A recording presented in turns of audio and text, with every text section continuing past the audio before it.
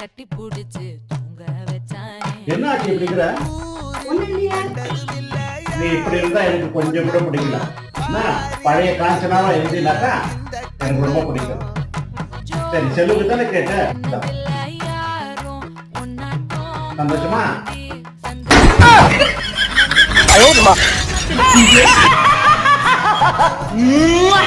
லக்க லக்க லக்க லக்க லக்க